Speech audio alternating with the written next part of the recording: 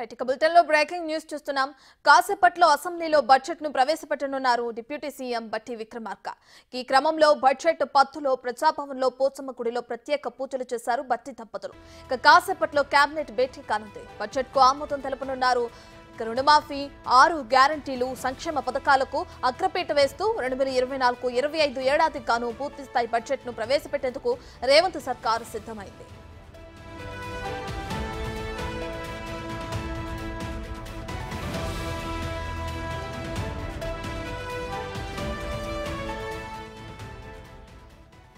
కాసేపట్లో అసెంబ్లీలో బడ్జెట్ ను ప్రవేశపెట్టనున్నారు డిప్యూటీ సీఎం బట్టి విక్రమార్క.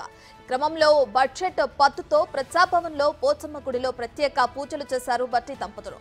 కాసేపట్లో కేబినెట్ భేటీ కానుంది. బడ్జెట్ కు ఆమోదం తెలపనున్నారు. రుణమాఫీ, 6 గ్యారంటీలు, సంక్షేమ పథకాలకు అగ్రపీట వేస్తూ 2024-25 ఏడాదికి గాను పూర్తిస్థాయి బడ్జెట్ ను ప్రవేశపెట్టేందుకు రేవంత్ సర్కారు సిద్ధమైంది.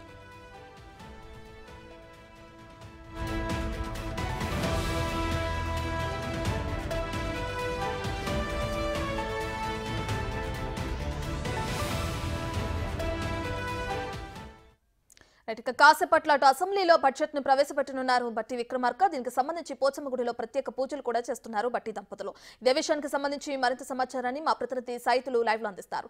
రైట్ సైతులు.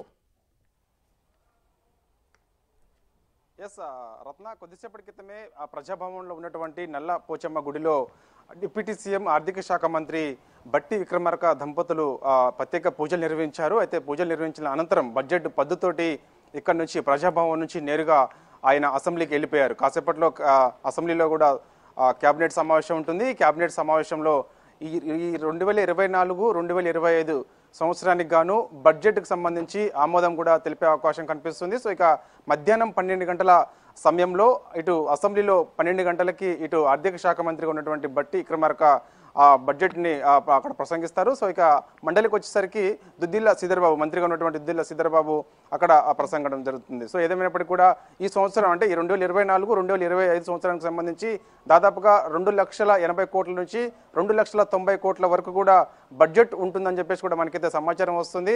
ఎందుకంటే ఇప్పటికే చూసాం మనం ఓటాన్ అకౌంట్ బడ్జెట్లో కూడా 2,71,00,000 కోట్ల వరకు కూడా పొందుపరచడం జరిగింది. సో ఇక అది కూడా దాదాపుగా పూర్తవుతుంది కాబట్టి, ఈ నెల 30తో పూర్తవుతుంది కాబట్టి, సో ఇక నెక్స్ట్ మంత్ నుంచి ఇప్పుడు పూర్తి స్థాయిలో అంటే 2024-25 సంవత్సరానికి గాను పూర్తి స్థాయిలో ఇప్పుడు బడ్జెట్ రూపకల్పన చేశారు ఆర్థిక శాఖ సంబంధించినటువంటి అధికారులు. సో ఇక దాన్ని కాసేపట్లో కేబినెట్లో ఆమోదం తెలిపిన తర్వాత ఆయన మధ్యాహ్నం 12 గంటల బడ్జెట్లో మధ్యాహ్నం 12 గంటలకి అసెంబ్లీలో బడ్జెట్ ప్రవేశపెట్టడం జరుగుతుంది.